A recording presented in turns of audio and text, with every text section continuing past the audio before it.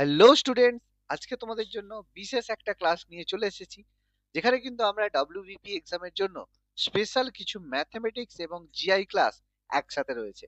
এটা তোমাদের জন্য একটা ভীষণ ভীষণ ভীষণ ইম্পর্টেন্ট ক্লাস। তার কারণ এখানে শুধুমাত্র ম্যাথ নয়, তার সাথে আমরা জিআই কোশ্চেনও কিন্তু সলভ করব। এটা করার কারণে এক্সামের সময় কি হবে, তোমাদের সব ধরনের প্রশ্ন কিন্তু সলভ করতে হবে। অর্থাৎ এরকম নয় যে আমি পরপর শুধু ম্যাথ করবো বা জিআই করবো, এরকম কিন্তু নয়। সলভ করার সময় তোমাদের কিন্তু এরকম খেয়াল করতে হবে। আমি তোমাদের জন্য এরকম একটা প্র্যাকটিস সেট করাবো এরপরে, যেখানে পর পর কোশ্চেন থাকবে, যার মধ্যে কিন্তু ম্যাথ, জিআই, ইংলিশ, জিকে সব কিন্তু মেশানো প্র্যাকটিস সেট থাকবে। এগুলো প্র্যাকটিস করানোর একটাই উদ্দেশ্য, তোমরা যখন এগুলো প্র্যাকটিস করবে তাতে কিন্তু নিজেদের প্র্যাকটিসটা অনেক ভালো হবে। ওকে, তো চলো প্রথম প্রশ্ন শুরু করা যাক। কি বলেছে? একটি বাস এবং একটি অটোর গতিবেগের অনুপাত 9:5। অটোটি যদি 5 ঘন্টায় 75 কিলোমিটার যায়, তাহলে বাসটি 4 ঘন্টায় কত কিলোমিটার যাবে? অর্থাৎ এক্ষেত্রে আমাদের কি করতে হবে, বাস এবং অটোর গতিবেগের অনুপাত আমাদের দেওয়া রয়েছে। সেটা কত? 9:5। তার মানে আমরা যদি বাসের গতিবেগ ধরি 9x, তাহলে অটোর গতিবেগ হবে 5x। তাহলে বাস আর অটোর গতিবেগ হচ্ছে আমরা পেয়ে গেল। এবার কি বলেছে? অটোটা 5x, তার গতিবেগ মানে ঘন্টায় 5x কিলোমিটার যায়, 5 ঘন্টায় সে যায় 75 কিলোমিটার। তাহলে তার গতিবেগ যদি 5x হয়, তাহলে 5 ঘন্টায় কত যাবে? 5x ইন্টু 5, মানে 5 5 15x। 15x যাবে কত? 5 5 25x। 25x যাবে, কত সময় লাগবে? 75 কিলোমিটার 25x এ যাবে। তার মানে 75x কিলোমিটার সমান 75 25x সমান 75 কিলোমিটার। তার মানে x সমান কত? 25 3 75, মানে x সমান হলো 3। তাহলে x যদি 3 পেয়ে যাই, তাহলে বাসের গতিবেগ কত? 9 3 27, আর অটোর গতিবেগ কত? 5 3 15 পেয়ে গেলাম। তাহলে আমরা এখান থেকে অটোর গতিবেগ, আমরা কিন্তু বাসের গতিবেগ আমরা পেয়ে গেলাম। এবার বাসটা তাহলে যদি 1 ঘন্টায় বাস যদি 27 কিলোমিটার যায়, তাহলে 4 ঘন্টায় বাসটা কত কিলোমিটার যাবে? খুবই সিম্পল, 27 × 4 আমরা গুণ করব। 7 4 28 2, হাতে রয়েছে 8, হাতে রয়েছে 2, 4 2 8 1 10, 108। অপশন সি হয়ে গেল আমাদের উত্তর। দেখো, এতটাই কিন্তু সহজ প্রশ্ন আমরা কিন্তু করে ফেললাম খুব কেয়ারফুলি। গতিবেগের অনুপাত থেকে গতিবেগ বের করলাম, সেখান থেকে আমরা 4 ঘন্টায় বাসটি কত যায় আমরা কিন্তু পেয়ে গেলাম। ওকে, পরবর্তী প্রশ্ন, 2 নম্বর প্রশ্ন কি বলেছে? যে অমর 45,000 টাকা নিয়ে একটা ব্যবসা শুরু করে। 6 মাস পরে প্রকাশ 30,000 টাকা নিয়ে ব্যবসাতে যোগ দেয়। বছরের শেষে তারা কি অনুপাতে লাভ্যাংশ বন্টিত হবে? খুবই সিম্পল, দেখো। তাহলে অমর কি করেছে? অমর 45,000 টাকা কতদিনের জন্য ইনভেস্ট করেছে? 45,000 ইন্টু 12, কারণ 12 মাসের জন্য। আর এইদিকে আমাদের প্রকাশ, প্রকাশ কত মাসের জন্য ইনভেস্ট করেছে? দেখো, প্রকাশ ইনভেস্ট করেছে কত? 30,000 টাকা। কত দিনের জন্য? 6 মাস পরে। তাহলে আর 6 মাসের জন্য হয়েছে। আমরা এখান থেকে অনুপাত বের করব। তাহলে অনুপাত করলে কত হবে? দেখো, অনুপাত করলে এটা হবে 45 ইন্টু 12, 3টে 0 কেটে গেল, ইজ টু 30 ইজ ইন্টু 6। এবার আমরা কি করব? দুই দিকে কাটাকাটি করব। 6 2 এ 12, 2 15, 15 3 এ 45, মানে অনুপাত যদি করি আমরা 3:1 হবে। তাহলে যে অনুপাতে তারা বিনিয়োগ করেছে সেই অনুপাতেই তাদের লাভ্যাংশ হবে। অর্থাৎ 3:1 অনুপাতে তারা বিনিয়োগ করেছে, তাহলে 3:1 অনুপাতে কিন্তু তাদের লাভ্যাংশ বন্টিত হবে। তাহলে দেখো, খুবই সহজে কিন্তু আমরা সেকেন্ড প্রশ্নটাও কিন্তু আমরা সলভ করে নিলাম। বোঝা গেল? চলো পরবর্তী প্রশ্নে যাওয়া যাক। কি বলেছে? পরবর্তী প্রশ্নে যাওয়ার আগে তোমাদের জন্য একটা খুবই বড় সুখবর রয়েছে। ওয়েট ফর জব থেকে তোমরা এখন মাত্র 250 টাকায় বাড়িতে বসে ফ্রি হোম ডেলিভারিতে স্টাডি মেটেরিয়াল পেয়ে যাচ্ছ। দুটো স্টাডি মেটেরিয়াল তোমরা পাচ্ছ। প্রথমটা বিষয়ভিত্তিক এমসিকিউ জিকে, আর দ্বিতীয়টা ম্যাথমেটিক্স এর উপর। বিষয়ভিত্তিক এমসিকিউ জিকে বইতে তোমরা পাচ্ছ ইতিহাস, ভূগোল, বিজ্ঞান, রাষ্ট্রবিজ্ঞান, অর্থনীতি এবং সাধারণ জ্ঞানের এমসিকিউ উইথ এক্সট্রা ইনফরমেশন। আর ম্যাথমেটিক্স বইতে তোমরা পাচ্ছ অধ্যায় ভিত্তিক সমাধান, যেখানে ম্যাথমেটিক্স এর প্রত্যেকটা প্রশ্নকে শর্টকাট পদ্ধতিতে কিভাবে সলভ করা হয়েছে তার ব্যাখ্যা সহ সমাধান রয়েছে। এই বইগুলো আপকামিং ডাব্লিউবিপি কেপি এক্সামের জন্য ভীষণ ভীষণ গুরুত্বপূর্ণ। তাহলে আর দেরি নয়, নিচে দেওয়া হোয়াটসঅ্যাপ নাম্বারে তোমরা যোগাযোগ করে নাও এবং এই দুটো স্টাডি মেটেরিয়াল কালেক্ট করে আমাদের সঙ্গে নিজেদের প্রস্তুতিকে চূড়ান্ত করে নাও। কোনো রকমের যদি ডাউট থাকে অবশ্যই আমাদের হোয়াটসঅ্যাপ নাম্বারে যোগাযোগ করে নিতে পারো। চলো পরবর্তী প্রশ্নে যাওয়া যাক। 3 নম্বর প্রশ্ন বলেছে যে পাশের চিত্রে কি বসবে? তাহলে দেখো এটা মনে হতে পারে স্যার এটা তো সমানুপাতিক, আমরা 445 ইন্টু 24 গুণ করে 21 দিয়ে ভাগ করব। দেখো এক্ষেত্রে কিন্তু হবে না, কারণ এটা কিন্তু ম্যাথমেটিক্স এর প্রশ্ন নয়, এটা কিন্তু জিআই এর প্রশ্ন। ওকে, তো কেয়ারফুলি করবে, এই জন্যই আমি দিলাম, কারণ এক্সামের সময় তোমরা তো বুঝতে পারবে না কোনটা ম্যাথের অঙ্ক কোনটা জিআই এর অঙ্ক, ফলে ভুল করে ফেলবে। ফলে যখনই এরকম থাকবে চিহ্নিত স্থানে কি বসবে, তার মানে এটা কিন্তু জিআই এর অঙ্ক। কিন্তু যদি বলতো চতুর্থ সমানুপাতিক কি হবে, তখন কিন্তু আমরা অন্যভাবে করতাম, তখন ম্যাথমেটিক্স এর অঙ্ক হতো। ফলে অঙ্ক চেনাটা বা জিআই চেনাটাও কিন্তু খুব গুরুত্বপূর্ণ। ফলে এক্সামের সময় দুটো মিশিয়ে থাকবে, তো কেয়ারফুলি আমাদের কিন্তু আইডেন্টিফাইটা করতে হবে। ওকে, তাহলে দেখো কিভাবে হচ্ছে, ভীষণ সিম্পল। দেখো 21 এর সাথে 21 মানে 21 এর আমরা স্কোয়ার করব, তার সাথে আমরা 4 যোগ করব। তাহলে দেখো 21 21 গুণ করলে হচ্ছে 441, তার সাথে যদি আমরা 4 যোগ করি আমরা পাচ্ছি দেখো 445। তাহলে আমাদের দেখো পেলাম। সেম ভাবে আমরা করব 24 এর স্কোয়ার মানে 24 ইন্টু 24, তার সাথে আমরা 4 যোগ করব মানে 576 প্লাস 4 আমরা যদি যোগ করি তাহলে সেটা হবে 580, 580। অপশন এ হয়ে যাবে আমাদের উত্তর। তাহলে বোঝা গেল, এটা যদি তোমরা সমানুপাতের নিয়মে করো তাহলে কিন্তু উত্তরটা কখনো পাবে না। ওকে, এটা জিআই এর পদ্ধতি অনুযায়ী করতে হবে। ওকে, চলো পরবর্তী প্রশ্ন, 4 নম্বর প্রশ্ন কি বলেছে, একের কিউব প্লাস দুইয়ের কিউব প্লাস তিনের cube plus dot dot up two 10 cube সমান যদি 3025 হয়, তাহলে 4 plus 32 plus 108 plus dot dot up two 400 4000 কত হবে। এটা কিন্তু ভীষণ সহজ প্রশ্ন, একটু দেখতে হবে। দেখো যেখানে রয়েছে 4 plus 32 plus 108 plus dot dot up two 4000, এটা কিন্তু কোনো সিরিজ নয়। কিন্তু এখান থেকে আমরা যদি 4 কমন নিয়ে নিই তখন কিন্তু আমরা চোখে একটা কিছু দেখতে পাচ্ছি। 4 কমন নিলে 1, 4 8 32 আর 4 2 8 27 plus dot dot up to আমরা যদি করি সেটা হয়ে গেল দেখো 1000। এবার আমরা দেখো লক্ষ্য করতে পারছি 4 ইন্টু 1 মানে 1 এর কিউব, 8 মানে 2 এর কিউব, 27 মানে 3 এর cube plus dot dot up two যদি 1000 করি তাহলে 10 এর কিউব।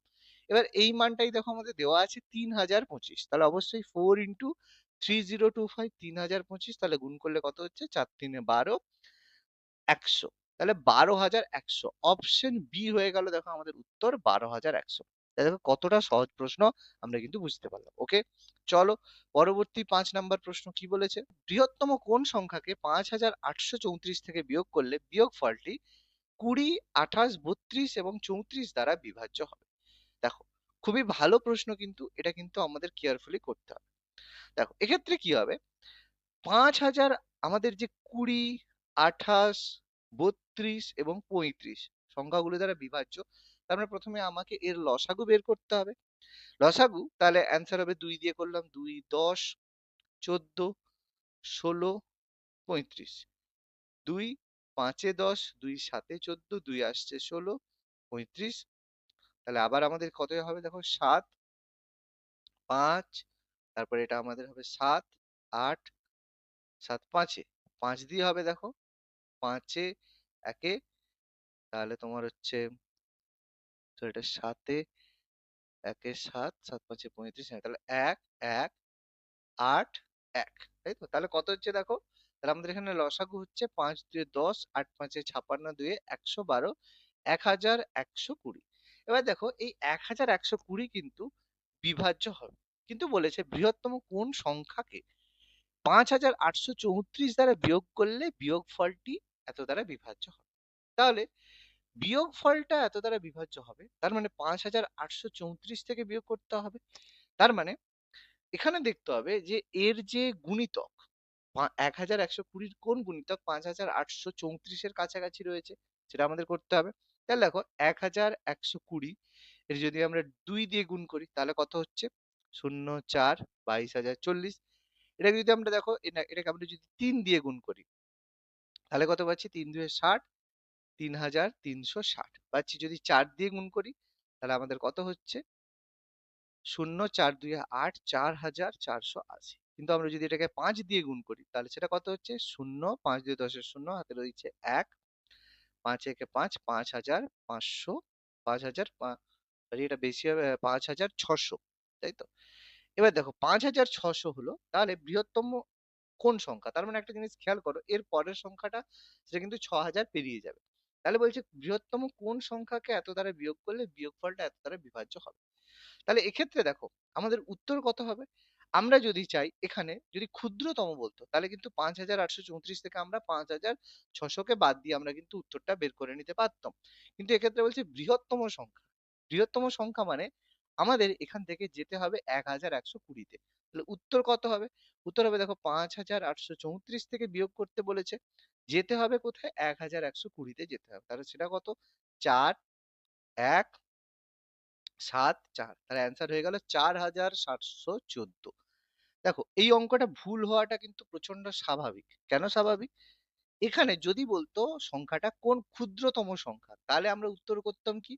তখন আমরা কিন্তু বিয়োগ করতাম 5,834 থেকে 5,600 বিয়োগ করতাম, তখন উত্তর হয়ে যেত কিন্তু 342, 234। কেন 234 হচ্ছে ক্ষুদ্রতম সংখ্যা। কিন্তু যদি বলে বৃহত্তম সংখ্যা, বৃহত্তম সংখ্যা মানে আমাদের যেতে হবে 1,120 5,834 থেকে, সেই কারণে এটা উত্তর হলো। ফলে ভীষণ কেয়ারফুলি কিন্তু অঙ্কটা দেখতে হবে। ওকে, চলো পরবর্তী প্রশ্ন, 6 নম্বর প্রশ্ন আমাদেরকে কি বলেছে? ভীষণ একটা গুরুত্বপূর্ণ প্রশ্ন আমাদের রয়েছে।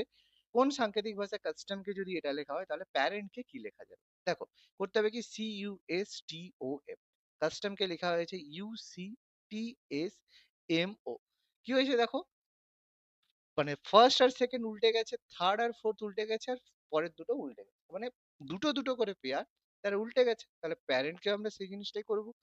প্যারেন্ট তাহলে আসবে AP ER আর TN, কারণ দুটো পেয়ারে উলছে। তাহলে কোনটা উত্তর? অপশন ডি দেখো আমাদের অ্যান্সার APERTN।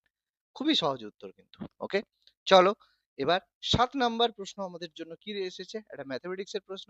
ভীষণ গুরুত্বপূর্ণ একটা প্রশ্ন বলেছে কি, 11টি সংখ্যার মধ্যে 6টি সংখ্যার গড় 8.5, শেষ 6টি সংখ্যার গড় 6.5 এবং 11টি সংখ্যার গড় যদি 8 হয় তাহলে ষষ্ঠম সংখ্যাটি কত?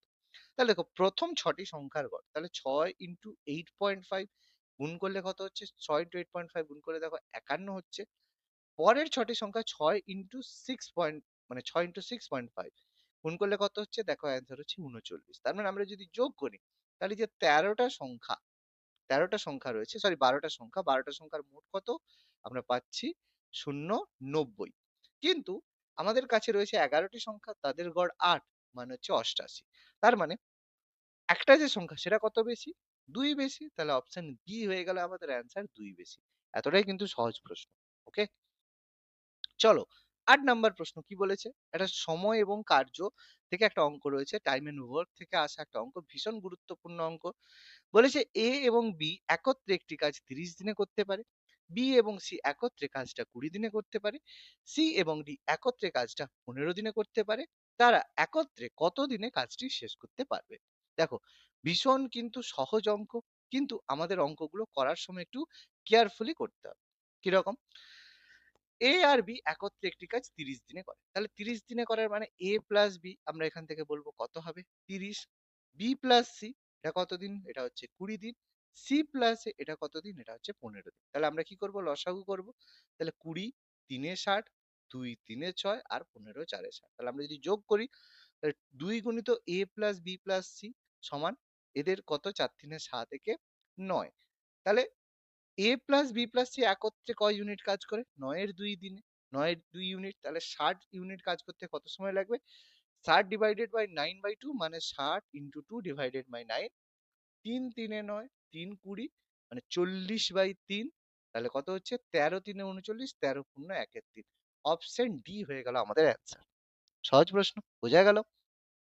চলো আজকে 9 নম্বর প্রশ্ন কি বলেছে, দুটি সংখ্যার অনুপাত 3:4, সংখ্যা দুটির গসাগু যদি 4 হয় তাহলে লসাগু কত? খুবই সহজ, অনুপাত দেওয়া রয়েছে, তাহলে একটা সংখ্যা 3x, একটা সংখ্যা হবে 4x।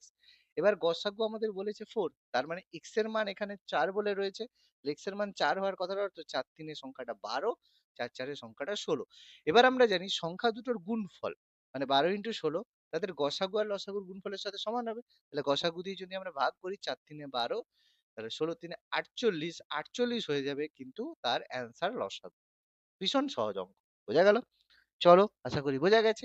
আজকের লাস্ট প্রশ্ন কি বলেছে, একটি ট্যাঙ্ক, একটি ট্যাঙ্ক, একটি পাম্প একটি শূন্য জলের ট্যাঙ্ককে 2 ঘন্টায় পূর্ণ করতে পারে, কিন্তু তলদেশে একটা ছিদ্র থাকায় ট্যাঙ্কটি পূর্ণ করতে 2 পূর্ণ 1/3 ঘন্টা সময় লাগে। তো ভালো কথা, ছিদ্রটি দিয়ে কত ঘন্টায় ট্যাঙ্কটি পূর্ণ করা যাবে? তাহলে দেখো, পাম্প দিয়ে পূর্ণ হচ্ছে এ মনে করলাম, পূর্ণ হচ্ছে ২ ঘন্টায়। খালি হচ্ছে বি কোনো ছিদ্র দিয়ে, সেটা কিন্তু আমরা জানি না। কিন্তু যখন তারা একসাথে কাজ করছে সেখানে হচ্ছে কিন্তু এ প্লাস বি, তার মধ্যে বি কিন্তু নেগেটিভ। তাহলে সেটা পূর্ণ করছে কত? ২ পূর্ণ ১ এর ৩, মানে ৬ ২ এর ৭ এর ৩। এবার যখন কি করি আমরা লসাগু করি, তাহলে ২ আর ৭ এর ৩ এর লসাগু কত হয়? তাহলে উপরে যারা থাকে তাদের লসাগু হয়, তাহলে সেটা হয় ১৪। আর গসাগু কত হয়? ১ আর ৩ এর মধ্যে গসাগু ১ হয়, তাহলে এটা হচ্ছে ১৪। তাহলে ২ ৭ এ ১৪ হলো। আর এটা কত? a প্লাস b যদি একসাথে হয়, তাহলে ২ এর ৭ এর ৩ এর সাথে কত গুণ করলে ১৪ হয়? দেখো, ৬ গুণ করলে ১৪ হয়। তার মানে এটা আমরা বুঝতে পারছি, যদি একসাথে হয় তাহলে ৬ ইউনিট হচ্ছে, একা যদি হয় ৭ ইউনিট। তাহলে বি কত? অবশ্যই -1। তাহলে সে তো -1 করছে বলেই তো এটা হচ্ছে। তাহলে সেটা সময় লাগছে কত? ১৪ ডিভাইডেড বাই 1, মানে ১৪ ঘন্টা সময় লাগছে। এতটাই কিন্তু সহজ অঙ্ক, এটাও আমরা করে নিতে পারলাম। ওকে?